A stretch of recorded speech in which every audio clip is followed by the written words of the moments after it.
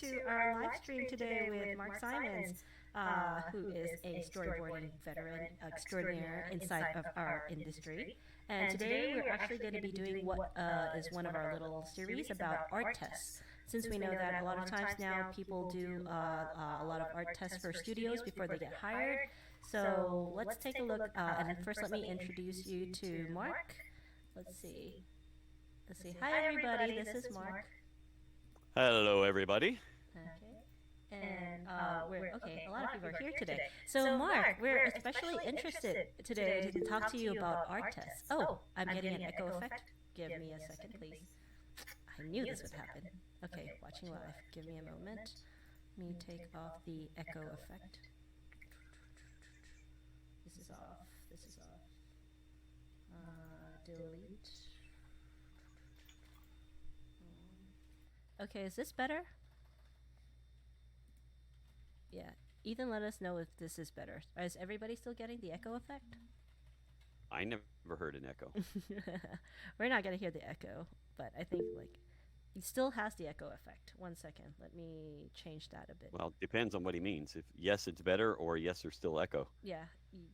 Yes. We don't know. Is it Inquiring minds want to know, Ethan. Okay. Disable this. Apply. Let's try it again. Still. Testing. Is this better? Is any of this better? Testing. It's good. All right. Okay, perfect. Okay, let's do this Thanks, again. Ethan. Yes. So for those of you who don't know Mark Simons, Mark, do you want to introduce yourself really quickly? Sure. I'll try to keep it brief. And my name is Mark Simon. I own Storyboards and Animatics, which I moved here to Atlanta last year. I've been doing storyboards for 30 years. I've been in the industry much longer than 30 years. I started out in LA a long time ago as an art director. Then I moved to Orlando to open up Nickelodeon as their second designer.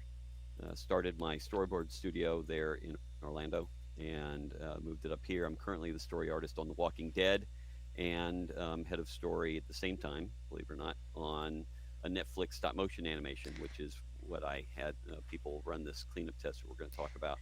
But I've written 11 books on the industry, including the main book that's used for story artists around the world called Storyboards, Motion, and Art. And a lot of artists probably recognize my book, Facial Expression. So I've got a series of those artist reference books. So I'm just pulling up your books right now. This is the facial expression one? Cool. Yeah, that's by far the bestseller of all the books that I've written. And I just released my latest book just this past week or so called Start at the Top. Yeah, this one, Start at the Top. Start at the What Top. is Start at the Top about? Just really quickly. Start at the Top is about how paying dues is for other people, how to jump right to the top of whatever you want without working your way up. Or there's actually a few different things because there's a lot of different stories in there. And it's also don't interview with 4 people that can say no. Only interview with the one person who can say yes. That's interesting. So in other words, never talk to human resources. Yeah, I mean, They suck and they can't help you. Yeah, and you have other books about pitching and stuff as well too, but we'll talk about that at a different time on a different blog. Alrighty. So first thing first, especially I know that you reached out to me quite a few months back, asking for people who can do storyboarding, and it's not just storyboarding as well for animation, but you were very specific about that too, like the type of people you were looking for. Yeah, because I go back and forth between live action and animation all the time. In fact, I'm currently doing both literally at the same time. And but everyone who does storyboarding for me has to use Storyboard Pro. It's part of the pipeline that we have at the studio, and especially when we're working on animated series, everyone has to be working the same way. And most studios are now using Storyboard Pro and have been for years. So, and it's harder to find live action board artists who use Storyboard Pro. It wasn't originally made for that. I actually got involved with Toon Boom and I helped them redevelop the software for live action artists as well. So there's multiple functionalities within the software. And, but it's just, there's no reason not to. It's so much faster and better. And I offer more for my clients. And all my artists have to deliver the same way I deliver because my clients expect a certain thing. Yeah, and I think one of the things too is that you also just you have a whole thing about, like, the storyboard test that a lot of people don't actually know about. And also, like, when you're grading things, and this might be a little bit a disclaimer, a little bit more intensive than most people who give out art tests, but, like, can you show us and tell us a little bit about, like, what happens behind the scene when you're giving people art tests? Like, what do you grade them on? Sure. Let me go ahead and let me share my screen here, and I'll step you through a few different things. So there was a test is always a lot more than just the art. So whenever you're asked to do a storyboard test, just understand that every single thing they ask you to do, you're being graded on. How you deliver, how you name your files, how long it takes you to do things, literally everything that you're asked to do. I took that to another level than I've seen on tests than anyone else really does, but doesn't add extra work to the artist. It's just extra things that I'm tracking. So let me take you through what I sent, and then I'll show you how I tracked it and the things I was looking for. And then I'm I'll on finish mute. with how I followed up because I wanted every artist to get some sort of response. Um, so one of the things I want to also just let everyone know is storyboard tests are incredibly time consuming. Yeah, I understand that you, as the person taking the test, are going to spend some time on it. Uh, but those of us who actually put it on, it's hard for us too. I don't want to ever have to do this, but when I'm looking at new people and we're in the middle of a production, I can't have someone fail. They have to be able to do things right away. But I'm still working and I'm still storyboarding and overseeing all the other story artists at the same time. So uh, we have to move quickly and efficiently. So on this project is, and the info hasn't been released yet, so I can't tell you everything, but it's a really big executive producer. It's well known in all fields, and it's a stop motion animation, but we're doing numbering, live action numbering style, and there's a big difference between live action and animation numbering. Uh, so I needed to make sure everyone understood that they need to set up to number properly. So I do a brief description here on what the project is. The work has to be done in Storyboard Pro because that's part of our pipeline, and with multiple artists. And I trained the director how to use the software too. So once we do our roughs, we send it to the director. He puts his notes on it, and then we open up the file again. Just makes it incredibly efficient. And we're using version 6. And I allowed people to use any version for their test, with the understanding that if they got the project, they'd have to upgrade to, if they had an older version, to version 6. Um, some things, like this little note here, most of the Oh, are notes will you be in showing red and something? on the. Oh, Sorry. you're not seeing it? Oh, Yeah, sorry. we could present All right. it. Perfect. An error has occurred. Why is it not letting me share? Okay, let's see. Um, are you seeing anything now, or No, I am not seeing anything currently at the all moment. right? I think. Let me try again. Looks like I ran Okay, into an perfect. error. Oh, Yeah, here it yeah, we can comes. see it now. Okay. All right. So this is the Word file that I sent to all the artists that describe the test. And uh, there's a lot of little things in here. So part of it is your cleanup needs to put the characters more on model. Now, there are 3 story artists that the cleanup artist will be cleaning up over. So in the test, I had a little bit from each artist because I wanted to see how consistent you could clean up from each of our artists. And I was also making sure we're not looking for, this cleanup is not in illustration. Quick, clean drawings with clear action, but we need to be fast. So I need someone who can just translate and clean it up without spending hours per drawing.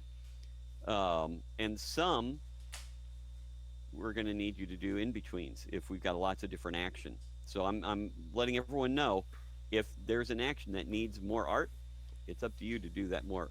And I actually had some things in the test. I was looking to see, are you going to take it upon yourself to do another drawing or not, without specifying that you needed to.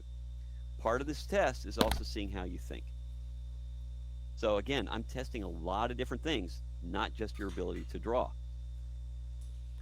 I also did not give them a sample of the finished quality, but there's a couple panels of dolls that look pretty good. So you could use that as an example, but I wanted to see what you would do. And I'd like to see what people think is good enough. Because what you think is good enough tells me a lot. So the numbering, I purposely made the numbering in the test incorrect. So part of this is that when you're taking it, you need to add in dialogue and number all the shots specifically the right way. And I have a little note somewhere in here about numbering that we'll get to. And I even put in here, just so I know you read this, I mean, this is pretty clear, that in the dialogue of the first window, regardless of what the drawing is, in the first window, I want this dialogue, Candy. Oh my god, that's funny. It's a trick question. But it's not a trick question. I'm literally saying, I want to make sure you're reading this. And a few people did not put this in. So, all right, well, you can't follow instructions. So literally, every single person who didn't have this, they were discounted immediately. That was a killer. Layers are very important to set up properly. I have a very specific way of doing it. I don't force artists to set up their layers the way I do, but it needs to be somewhat close. And then I was very specific. All characters have to be on separate layers, not against the background, because we're going to be making a lot of changes. If the director says, bring that character closer, I don't want anyone to redraw anything. Just make the character closer. Enlarge the character and the background's not affected. Foregrounds and backgrounds need to be on separate layers. Again, anything need to make a change, it's instantaneous rather than redraws. There's also a notes layer. So the director and I make notes on it. And we did on some of these for the cleanup.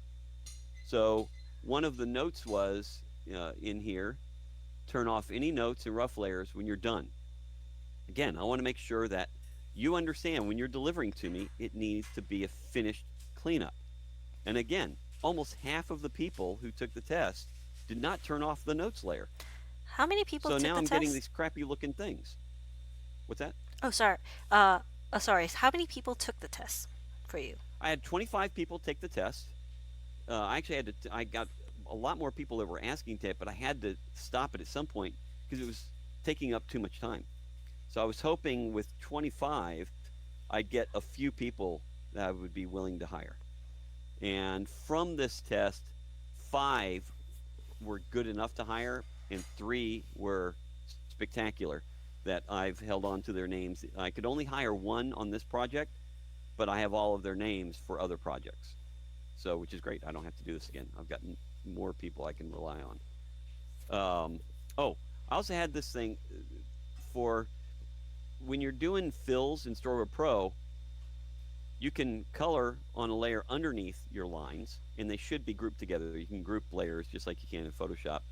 But there's also possible to use draw behind, which puts all the coloring and the lines on one layer. Nice and fast, but really terrible for doing revisions later or adding highlights and shadows and stuff like that.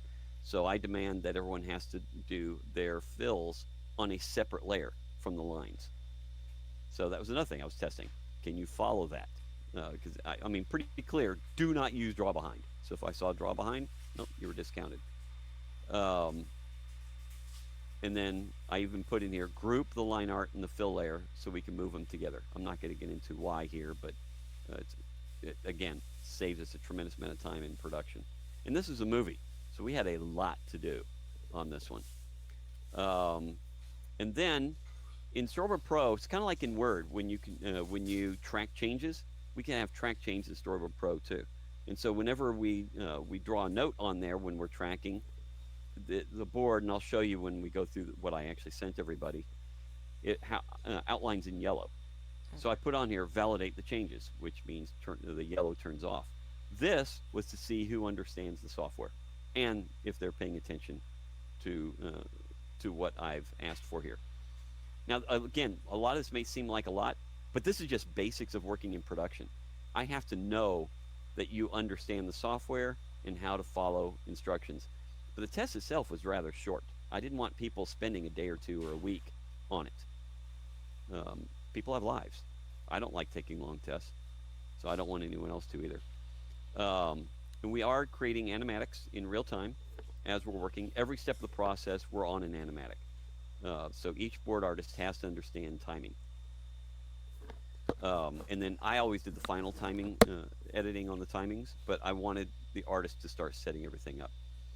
Um, and this was a time test, and I wasn't necessarily looking for who was the fastest, because if you're fast and terrible, that doesn't help. But I did want to be able to track between who was really slow, who was really fast, and along with who did a great job.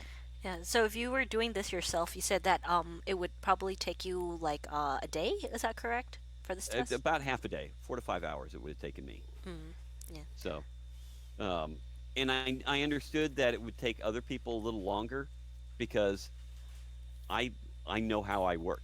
So if you've not worked along all these, you're going to spend a little time, hopefully, making sure that you got all this done. I understand that. So I wasn't trying to hold everyone uh, to what I do just because I'm familiar with all of this.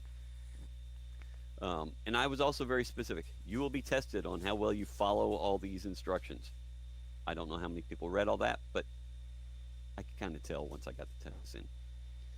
So we were actually still finishing character designs, which often happens in animation. So we didn't have turnarounds on most of our characters. We did on our one lead character. These are not the artwork that was sent to everybody because I can't show anything from that project, so I just threw Yes. in some placeholders for now. Um, but I would show a couple examples of things to everybody, and then as the artists got on, I would have more artwork for them. You know, this was just brief descriptions just for the test. And then we had a few locations. So in scene 3, we had the interior of a spaceship, and I put here basically we're just looking at curves. Just follow the roughs, and it's going to be good enough. We had another area that was rather specific, so I gave them some concept art. And inside the toy factory, we really didn't see a background. It's just the top of a wall and a ceiling for the one shot that I had them working on. Numbering, I need to make sure that everyone understood we were using live action numbering. Even though this is an animation, it's stop motion. Stop motion uses a different type of numbering than Oh, hand drawn animation definitely. does. I think like some of the things that in animation, well, I think most people might not understand, but live action you need to actual shoot locations. So sometimes you also have to jump around to make sure that you shoot some things on the same day. Yeah, and stop motion is actually exactly the same way. So we have scenes and shots, whereas 2D animation, every time there's a cut, it's a new scene. In live action and stop motion and most CG, when you're in a location, it's a scene, and then you have multiple shots per scene. So I was also making sure that I put in here that every shot, every scene, the shots start with number 1. So scene 3 will have shots 1 through 5. Scene 20 will have shots 1 through 10, that type of thing. Um, I created a short little video taking people through, taking the artists through the storyboards. So I only had to do it once rather than with each individual. And then this is hugely important: how to name the file that you're going to be sending me. Because again, we have a pipeline, and for a pipeline to work, everyone has to name all their files exactly the same way. This is not the way we're doing it in the production, but if you couldn't follow the simple test on this is how you name your test, you probably wouldn't be able to work within any pipeline anywhere. And this only one person taking the test screwed this one up. Everyone got this correct. And then sending me the file, I wanted the actual Storyboard profile and a PDF. The reason I asked that is if you've worked in Storyboard Pro, you understand to send the whole project folder, because there is no one file. It's a whole folder full of files for Storyboard Pro, not like Photoshop where you just have one PSD. So I wanted to see, do you understand that? And then if anyone had any questions, they could reach out to me. Only a couple people had questions, but those that did, they were really good questions. And I don't mind when people ask me questions. I'd prefer you ask me 100 questions than make 100 mistakes. So the file I sent them, the first shot showed one cleanup, and then there were some roughs in there just to see what they would do. And again, in this first one, I wanted them under the dialogue to put that dialogue information, so I would look here to see if they had it. The second scene, we didn't have any designs of the dogs. I was curious, what can you do? All right, here I've got a little sequence. I wanted to see, will they add some extra keys, and what will their art look like? Because we were still designing the dogs. In fact, to this day, we never got designs of the dogs. They just built them. Um, so I was just curious on what would happen with these two different shots. So that told me a lot. As you can see, this one here on the timeline has yellow. So if it's validated, that yellow would go away. And it's real simple to do. You just go storyboard, track changes down to validate, and let's validate this one. Boom, yellow goes away. So it's easy to do, but you have to follow my instructions to do it. And then in the last one, I like the quality of the art on these dolls. It's not super clean, but it's really good storyboard art. So I wanted to see, when you come in and revise this with the hand I wanted coming up in a separate area, are you going to be able to do what I've asked? And it's amazing how almost everybody, the artwork on the dolls looked worse than this. Well, as a cleanup artist, you can't make the art worse, That's but a interesting. lot of people did. Oh yeah, yeah. A lot of people think they're a lot better than they are. It's kind of like when you're watching America's Got Talent, or So You Think You Can Dance. There's always a few people who have big attitudes and no talent. It's like the Dunning-Kruger Well, effect of that art. happens with artists too. Yeah. Um, so, and as you can see, we've got the red notes here, but I always have a layer called notes, and all you have to do is just turn it off. You don't have to erase anything. So make it really easy. It's even labeled notes. Just turn it off. And again, a lot of people didn't bother to turn off, so they would send me their cleanups, but they weren't cleaned up. Now I had to go through and take my time, if we were in production, and then turn off all the notes layers. Yeah. Well, don't cause me more work. That's why I was specific on what I wanted you Oh, to do. definitely. I Same think. thing yeah. Sorry, I think that So definitely the things that people don't understand in production is if you're making a mistake, you're costing everybody more money and time going back to fix them. yeah, or if you just don't do your job. So, and then here's another one, just uh, really rough with a layer move. So I wanted to see, can you do the same layer move with new art? I checked all of that. So these are the types of things. And there are a couple of things I had in the actual piece I sent to everybody. Some of this is actually from the movie, but this doesn't give away anything, so I could show it. Um, and this is actually drawn by one of the top live action story artists in the industry, Dave Lowry. He drew the originals on this, and what a freaking joy it was to work with him.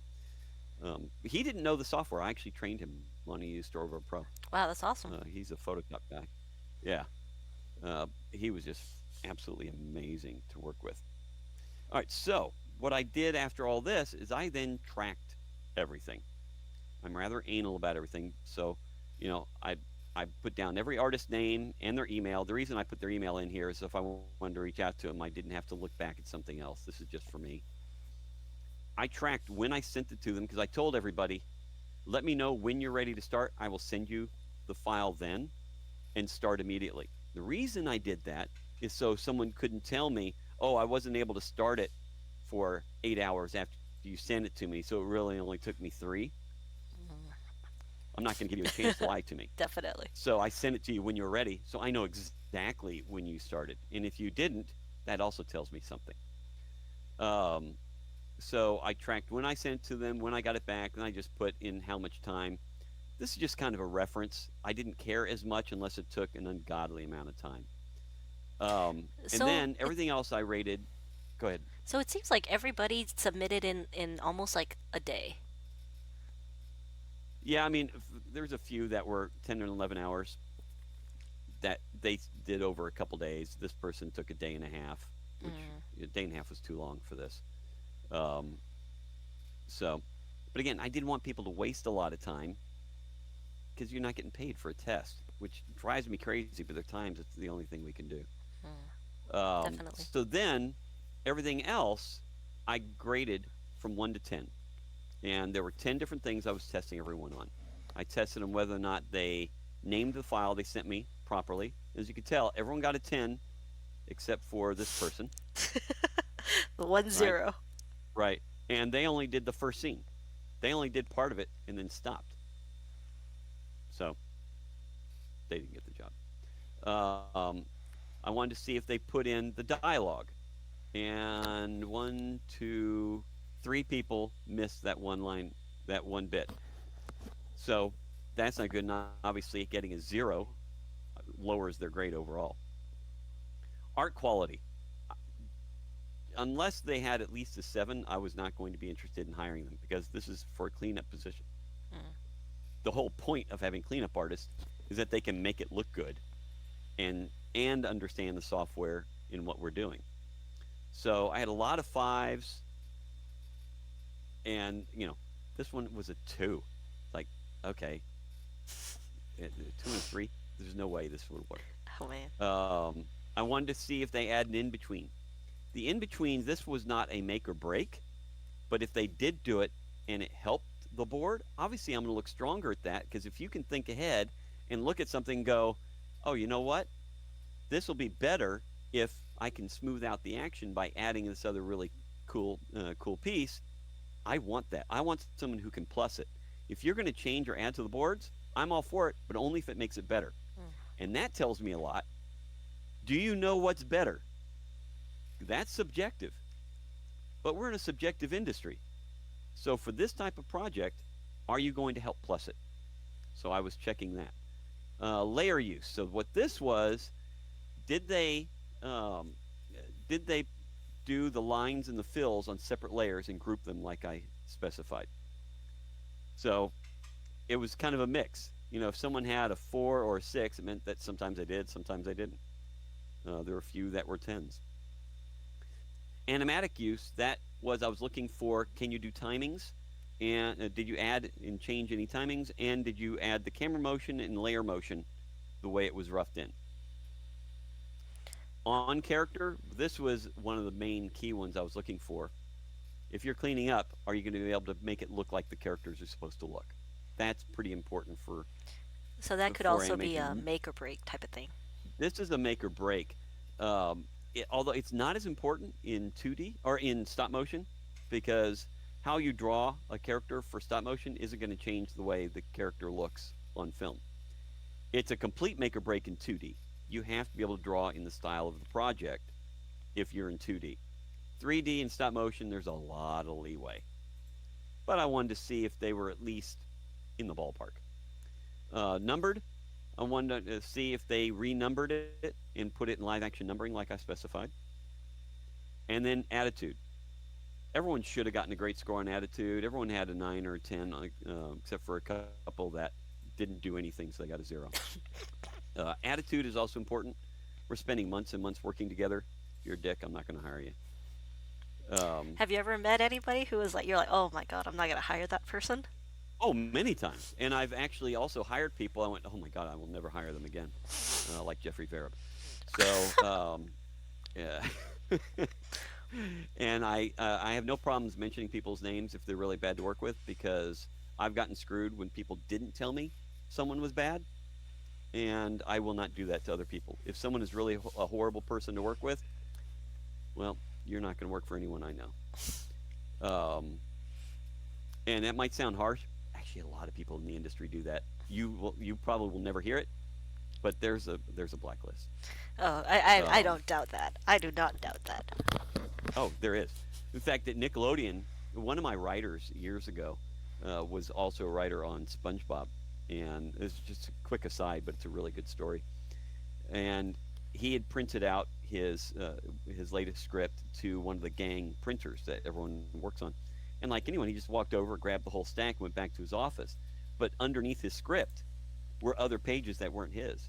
And as he looked it up, it was the printed blacklist. It was for the past week, everyone who had come in to pitch, and all the notes on if they would be allowed back in or not, and what their attitude was.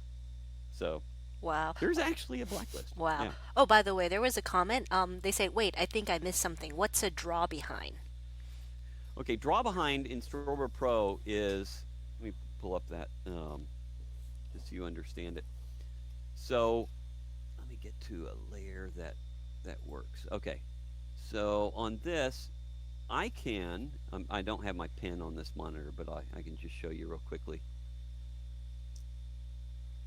So if I go to grab just a solid brush and I want to color in this character and I'm on the same layer, right now, if I color and I let go, the color stays on top of the line, right?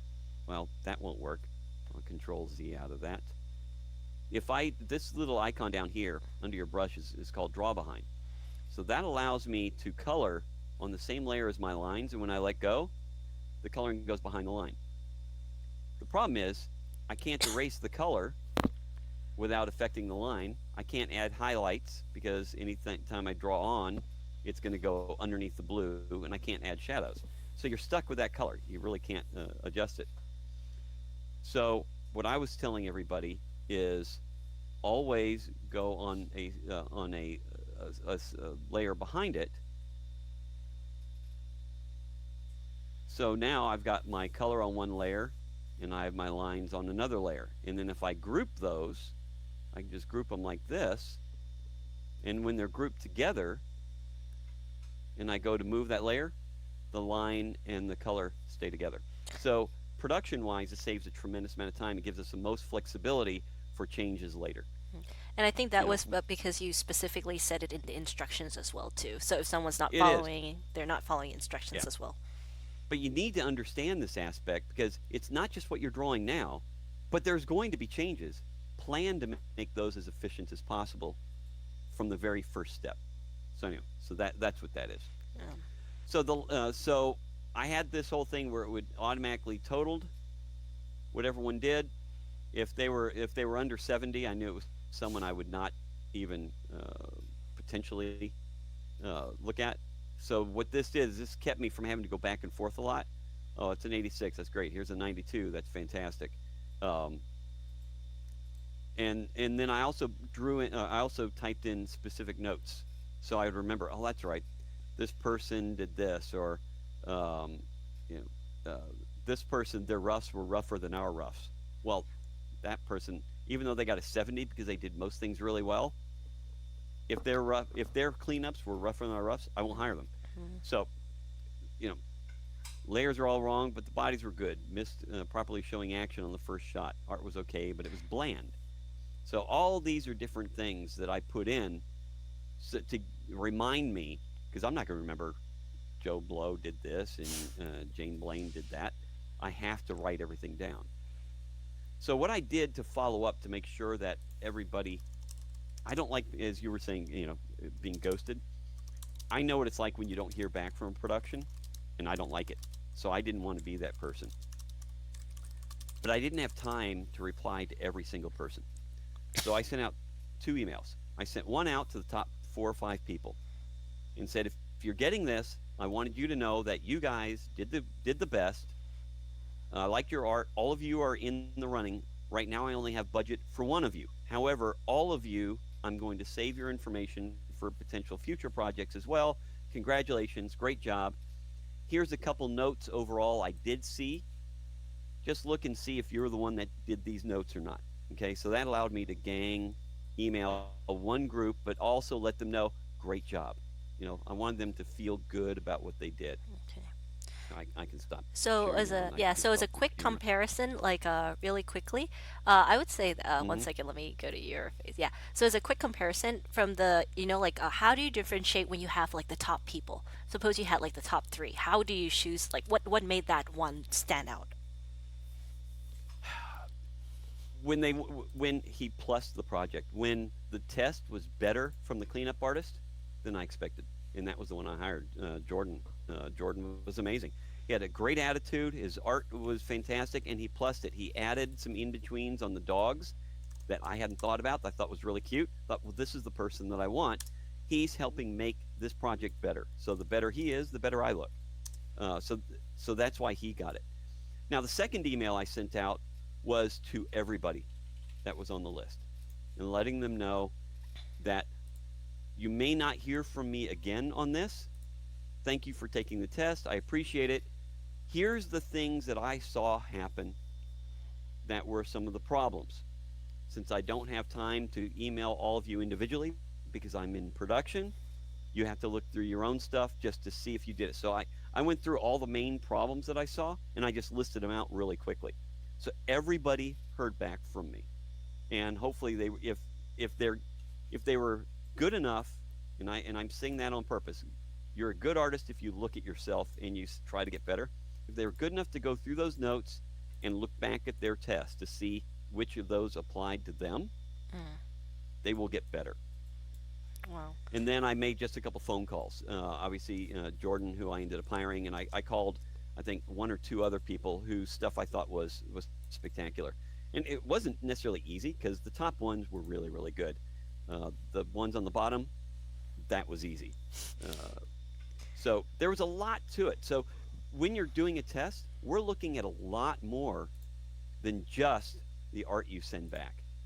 Every little thing matters because these are big productions, and we need you to help us make it easier by following instructions.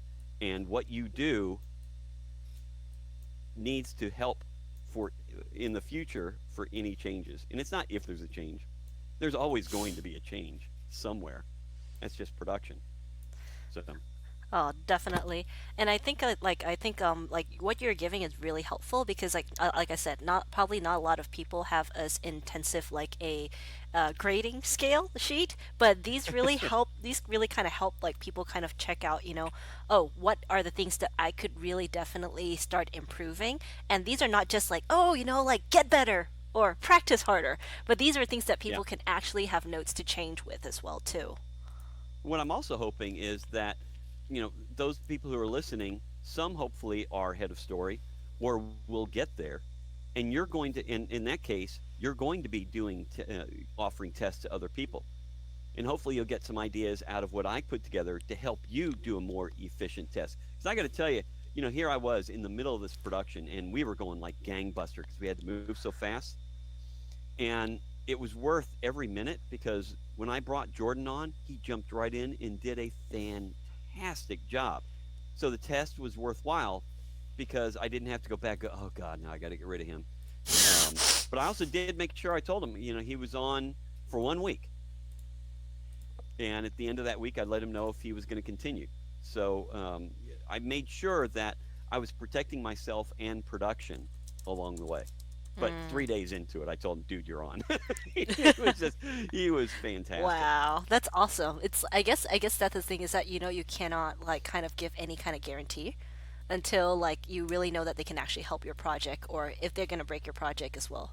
Yeah, yeah. You never know if people can have one kind of attitude during a test, another attitude when it really comes down to it. Oh, and just to let everyone know, about a third of the people were women that took the test. 2/3 were men, but half of the heroes were women and half were men. Is that So a different? uh, Is that usual, common, or? I it was nice to see that I got a third of the people wanting to. I don't often see nearly as many women doing storyboards as I do men. So I was glad to see more art getting into it. This was a project I was actually fighting for a lot of making things more feminine in the project because all the characters are men. So when I came on as head of story, I actually changed some things like the lead villain. I turned to a woman. That's Um, fantastic. I mean, yeah, that's so there were things like that because I thought it made the project better. Um, and there are certain scenes that having a woman on she'll bring a different attitude to it than the man would because you live slightly different lives than we do. So let's take advantage of that. Yeah, so we have a comment from Chris Bright. He's like completely geeking out. I love Mark. So helpful. Love his books and all. Wow, you have a fan here, Mark. Cool. Yeah. You. Yeah, I think every time I have a session with you, it's always like so helpful because like you're giving advices that are real and they're also like things that people can really like specific enough that they can be like, oh wow, I didn't know about that, especially from the other side of the test taking. Mhm. From our side, sometimes they'll be like, oh, animation. How do I get my animation into things? And when you're not actually actively doing the judging and the curating or like cutting things out, it tends to be like a bit more like you don't think critically about how to actually make it better as much.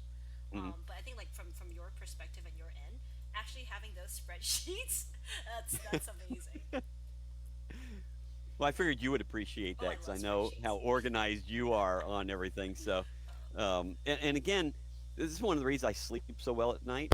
I put everything Okay. in writing, Mm-hmm. and I have to-do lists for everything that I do. Um, so it just I don't have to remember anything. I don't have to think about anything. Mm. If it's there and it's written down, I just refer to it. It's like, oh, that's right. Yeah, someone said the spreadsheet cleared up a lot of confusion as well Good, too. Yeah, and I think good. a couple other things that I just wanted to end the video kind of with as well is, do you have any tips for like people who are still in school or they're trying to transition from one part into storyboarding, especially like should they have like a more focus? For example, should they think about if they're storyboarding for animation or live action, or should they try to be a generalist and think about all the different things? Well, it's good to know both. If you're going to work in 2D animation, if that's where your passion is, make sure you have lots of different styles that you can draw in whatever style the project is. That's hugely important. Um, if you want to work in live action, your storyboards cannot be cartoony. Directors do not want to see cartoony artwork, so you have to have a more realistic style, which is what I'm more comfortable with, Mm, because that's what I started with. mhm. Um, if you want to get in more in storyboarding, especially with live action, you need to understand editing and directing. Of course, all story artists have to understand directing. One of the biggest things I find. Oh, here's a big thing that where a lot of story artists fail, and that is they think that their job is to storyboard their vision of the script, and that's where you fail. It's the director's vision is the only one that matters. Figure out how to get into the director's head and put down what they want. With live action, I sit with my directors and I thumbnail out and get approvals in that meeting. I don't go away and then come back and get a lot of notes, go back and revise. That wastes their time. It wastes my time. This last episode I did on The Walking Dead is a director who I was told hated working with story artists because he felt they never got his stuff, and he just felt it was wasting his time. And he just goes, "Oh my God, this is great! I'm walking out, and your thumbnails I can actually use in production. They're exactly what I want." So he never had to approve my cleanups because he approved my thumbnails. Um, That's a so fantastic study your feeling. director, talk to the director. So yeah, that's the biggest thing that I see, and I've had, again because I run a studio, I've had some clients tell me this artist is too slow, which in live action is happens quite often, or um, I don't want to work with that person again because they didn't get what I wanted. Well, that tells me that that board artist, and some board artists have an attitude. Well, they should just take what I give them. It's like, no, you're one cog in this machine. The director's vision is what we need to get down. Now, that doesn't mean we're not supposed to plus it. We are. We have to understand enough where if the director goes one direction or if they don't have an answer, we can take it and make it better.